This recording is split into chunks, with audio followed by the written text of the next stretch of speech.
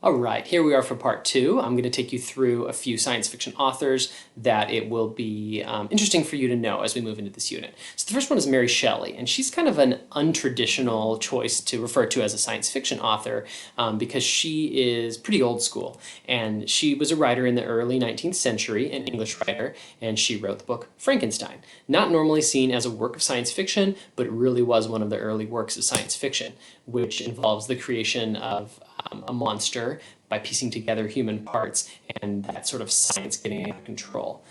So she was studying a field of literature called Romanticism that was warning about the dangers of science in the 19th century and what could go wrong if people tried to control nature.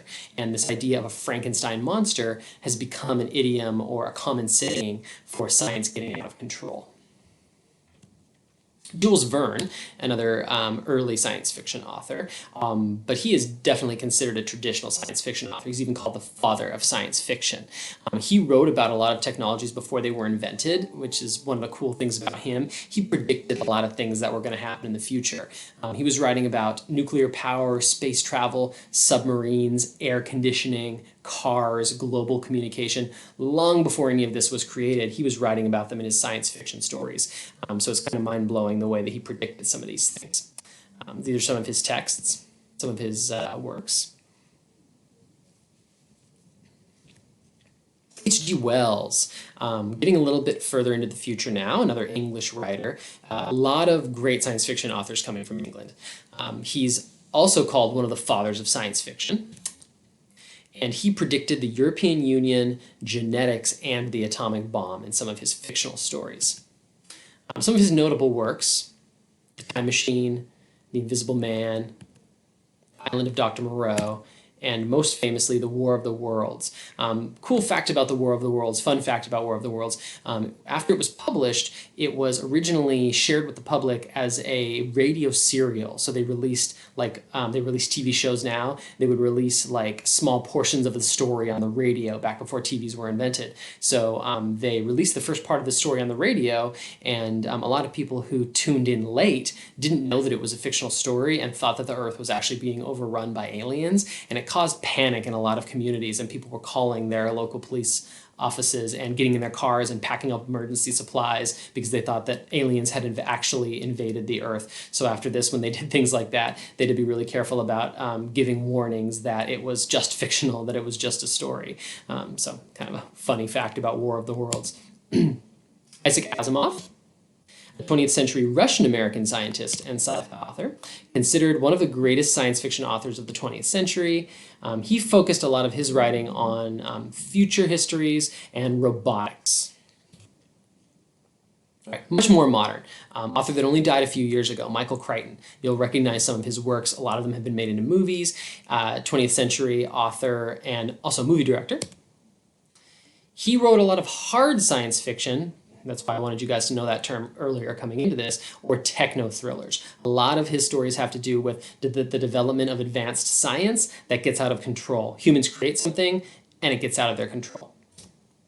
Such as the book and movie Jurassic Park. Here's a couple of his other works. And they all sort of deal with that idea of humans creating this technology and it getting out of control. See Jurassic Park as an example.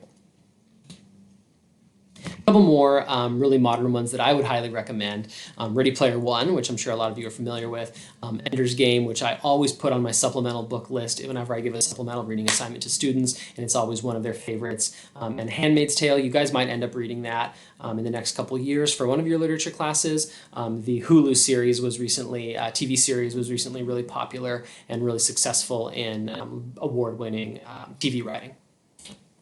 Okay. So now just for a few minutes, we'll touch on science fiction and film. So you can't talk about science fiction without the huge impact that it's had on film. This is a shot from a really neat science fiction movie called District 9.